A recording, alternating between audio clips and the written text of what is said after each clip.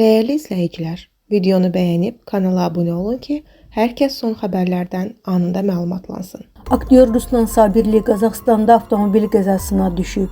Xəbərə görə aktyor özü bu barədə məlumat yayıb. Aktyor həmin hadisə barədə bunları deyib.